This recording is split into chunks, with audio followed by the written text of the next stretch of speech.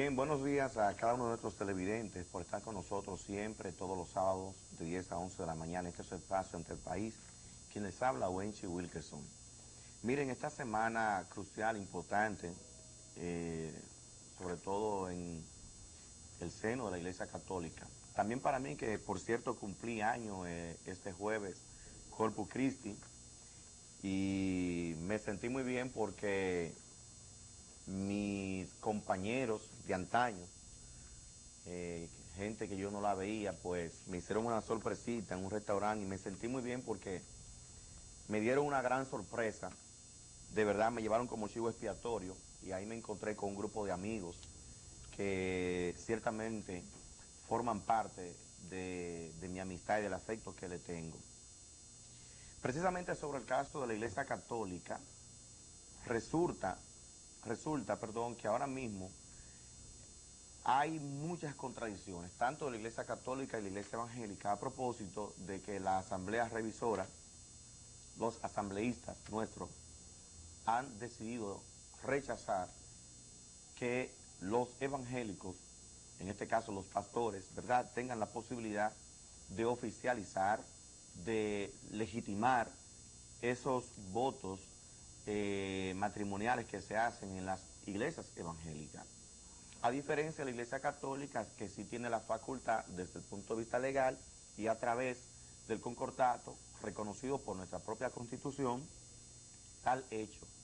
Sin embargo, las iglesias evangélicas, que sobrepasan una cantidad dicha también por sus propios líderes evangélicos, que sobrepasa de los 1.500.000 y pico de miembros, hoy en día se siente herida y lastimada por esa actitud de nuestros asambleístas al rechazarle esa propuesta que inclusive el presidente Fernández estaba de acuerdo con determinados parámetros para que la iglesia evangélica pudiera al menos casar al igual que la iglesia católica.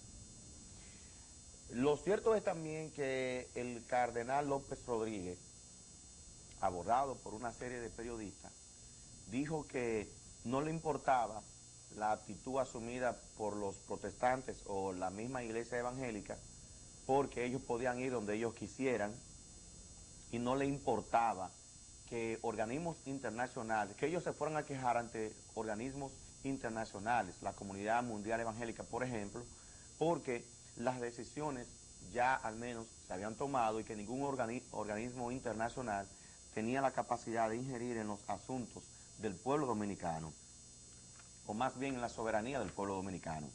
Miren, la Biblia dice que, por ejemplo, que mía es la venganza.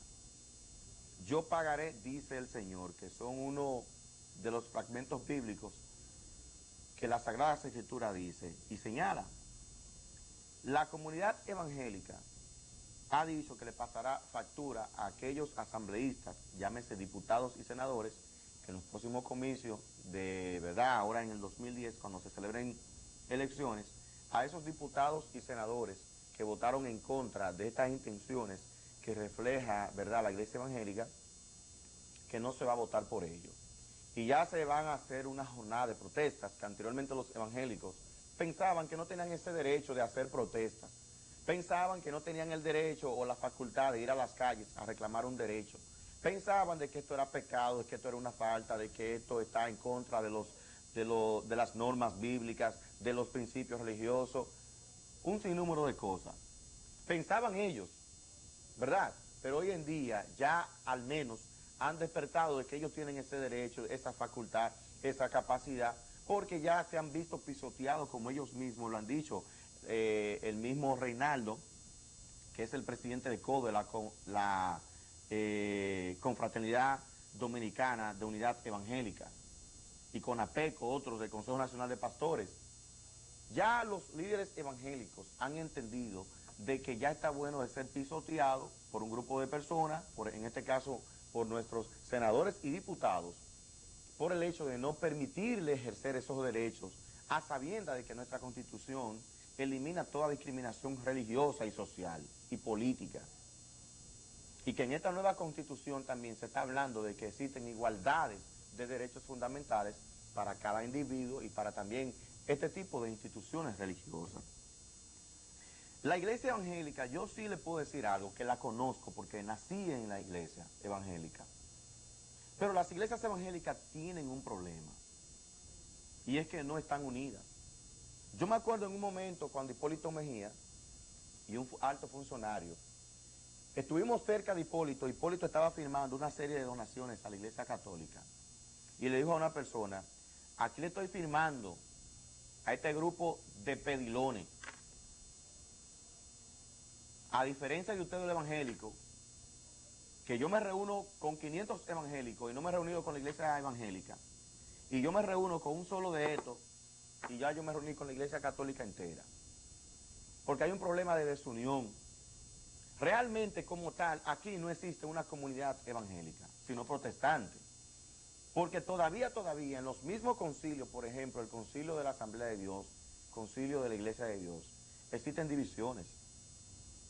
Existen contradicciones, tanto desde índole de ideales, como también de comportamiento, de hechos. Hay iglesias que nacen a consecuencia de divisiones.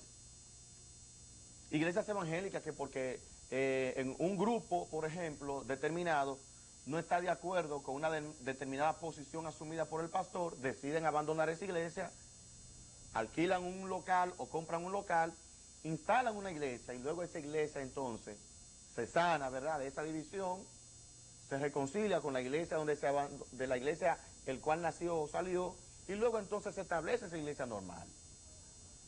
Y ya hay un pastor que está dirigiendo eso. Son varias las iglesias que han nacido así. Las iglesias no habían tomado una posición en cuanto al sector político. Y fueron muchas las personas evangélicos, jóvenes, damas y caballeros que cuando, por ejemplo, en el PQD se lanzaron por ciertas candidaturas, que fue el único partido que ofreció un sinnúmero de jóvenes talentosos, damas y caballeros, para que los evangélicos lo apoyaran porque eran evangélicos y no fueron apoyados. Hoy en día la comunidad evangélica está recibiendo ese trago amargo, porque han visto realmente sucumbir sus intenciones, que son buenas, pero las iglesias evangélicas no están unidas como la iglesia católica, no lo están. Y ese es el ejemplo, sin lugar a dudas, es decir, el caso del director del PRA, que supuestamente tenía una iglesia, y luego entonces el concilio de las iglesias evangélicas dijo que no conocía ni tenía registrado a esa persona como un pastor. Esas son cosas normales que pasan en el entorno, en el sector de las iglesias evangélicas. No tienen siquiera un poder político, a diferencia de la iglesia católica, que la iglesia católica sí tiene un poder político fuerte. Y ya la iglesia católica, por ejemplo, ha amenazado a los asambleístas, a los próximos diputados y senadores, y a los actuales, que si mantienen, en caso de modificar el artículo 30, también le van a pasar factura. Si nosotros sumamos realmente las intenciones del electorado, tanto de la iglesia católica como la iglesia evangélica, que en este momento se van a sumar, se van a unir para defender el derecho a la vida desde la concepción, fácilmente, y lo voy a decir hoy como he dicho en algunas ocasiones, no es que pego, pero por lo menos estudio con razonamiento, pero fácilmente esto pudiera levantar una celosía en la comunidad protestante y católica, capaz de llevar a muchos aspirantes, a diputados y senadores y síndicos, fácilmente al Congreso Nacional y a las distintas municipalidades. Fácilmente. Porque esta celosía pudiera, en cierto sentido, amenazar el poder que tiene la iglesia, tanto evangélica como la iglesia católica, y lo que va a hacer como resultado es que la misma iglesia católica forme una especie de un movimiento político y decidir, hay que votar por esta persona.